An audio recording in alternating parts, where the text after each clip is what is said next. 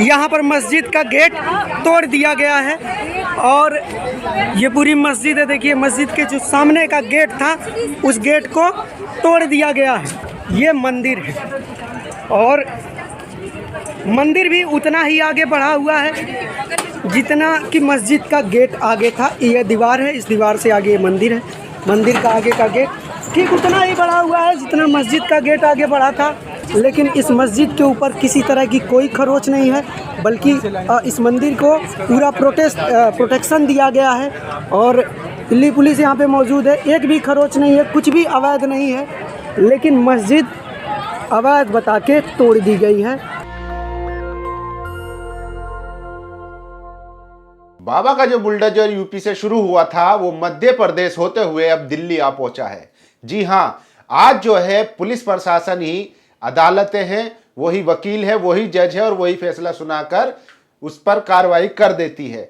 जी हाँ, हमने लगातार आपको दिखाया मध्य प्रदेश, राजस्थान, जिस तरीके से हिंसा हुई, मुसलमानों को लगातार टारगेट किया गया, उनके घरों को जलाया गया, उनकी दुकानों को लूटा गया, लेकिन उसके बावजूद भी पुलिस ने, प्रशासन ने मुसलमानों के घरों को जमींदोज कर दिया। पहले कहा गया था, अगर हम खरगांव की बात करें मध्य प्रदेश की, पहले कहा गया कि इन लोगों ने पत्थरबाजी की है इसलिए इनके घरों पर बुलडोजर चलाया जा रहा है। लेकिन जब वहां से लोग, वकील और जो विक्टिम थे वो कोर्ट जाने लगे तो फिर उन्होंने कहा कि ये इनके घर अतिक्रमण थे, इन्होंने गैर कानूनी तौर पर कब्जा कर रखा था। तो आप समझिए, एक तरफ तो ये तुरंत कार्रवाई करते हैं ये कहकर कि ये पत्थर फेंक रहे हैं, और फिर बाद में जब ये फंसने लगते हैं कोर्ट में जाकर तो ये पलटी मार जाते हैं और कहने लगते हैं कि इन्होंने गैर कानूनी तौर पर कब्जा कर रखा था। मध्य प्रदेश के एक शख्स की वीडियो वायरल हो रही है जिसके दोनों हाथ कटे हुए हैं। उस पर भी आरोप लगाया गया कि इन्होंने भी पत्थरबाजी की थी और उनका जो एक दुकान थी, गुमटी थी, जहां पर वो जिसके जरिए अपने घर वालों का पेट पाल रहे थे, उसको भी तोड़ दिया गया। तो आप अंदाजा लगा सकते हैं। फिर बाद में उन पर दबाव बनाया गया कि आप ये कहिए कि आपके साथ कुछ बुरा नहीं हुआ है और ना ही आपके घर को तोड़ा गया है, जबकि वो दुकान उनकी खुद की नहीं थी। वहां के मध्य प्रदेश के जो लोकल निगम पार्षद थे, उन्होंने उनका घर चलाने के लिए, बच्चों का पेट पालने के लिए उनको किराए पर दे रखी थी। तो आप अंदाजा लगा सकते हैं कि जो प्रशासन है वो किस तरीके से नाम देखकर, चेहरा देखकर, कपड़े देखकर कार्रवाई कर रहा है। अब बात करते हैं दिल्ली की। दिल्ली में कल ही से नोटिस जारी हो चुका था कि किस तरीके से हम जहांगीरपुरी में जाकर बुलडोजर चलवाने वाले हैं। एमसीडी ने आज सुबह सुबह वहां पर बुलडोजर चलवा दिया। आप अंदाजा लगा सकते हैं। अब एमसीडी का कहना है कि ये उनके खिलाफ कार्रवाई नहीं है, ये जो इलीगल कंस्ट्रक्शन बना हुआ था उस पर कार्रवाई है। चलिए मान लीजिए, तो इससे पहले आप कहां सो रहे थे? इतने दिनों से कहां थे आप? या तो फिर वो जो इलीगल कंस्ट्रक्शन था वहां से जो उगाई होती थी वो आप लोग खा रहे थे, या फिर अचानक से आपका जमीर जाग गया, अचानक से आपको कानून याद आने लगा?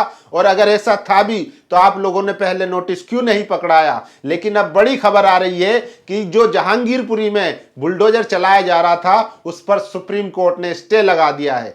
जी हाँ, जमीयत उलमा हिंद के मौलाना अरशद मदनी और एक और वरिष्ठ वकील जब सुप्रीम कोर्ट गए और उन्होंने वहां पर बताया कि जहांगीरपुरी में, दिल्ली के जहांगीरपुरी में एक इल्लीगल एक्शन चल रहा है, तो सुप्रीम कोर्ट ने तुरंत उस पर स्टे लगा दिया है और उस पर जो सुनवाई होगी वो सुनवाई अब कल होगी और सुप्रीम कोर्ट देखेगा कि जो बात जो जमीयत उलमा हिंद कह रही है उसका क्या लीगल एस्पेक्ट है, और यह जो एमसीडी की तरफ से जो दलीलें पेश की जाएंगी वो कल बहस होगी, कल सुनवाई होगी।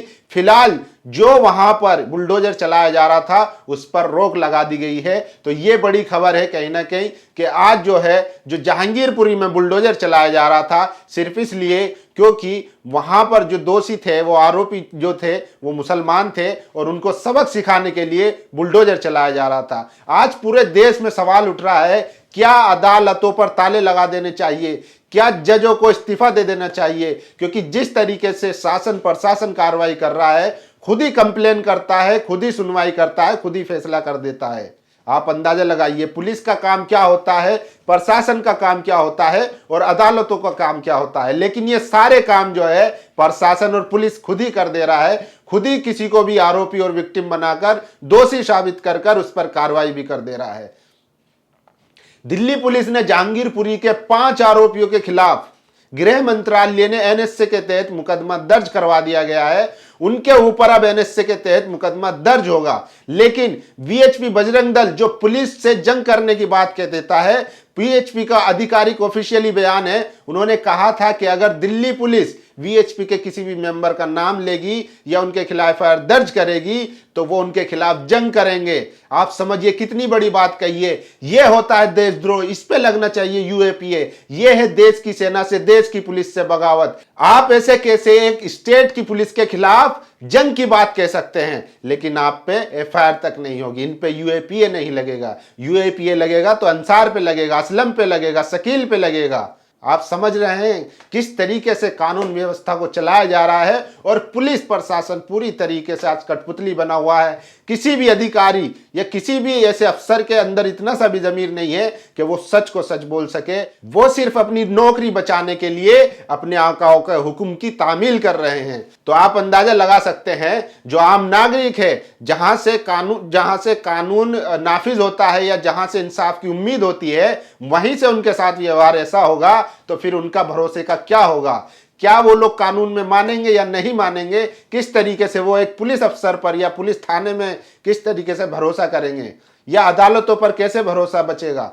जब अदालतें खामोश है, पुलिस अपनी मनमानी कर रही है, सरकार अपनी मनमानी कर रही है, लेकिन किसी को कुछ दिख नहीं रहा है।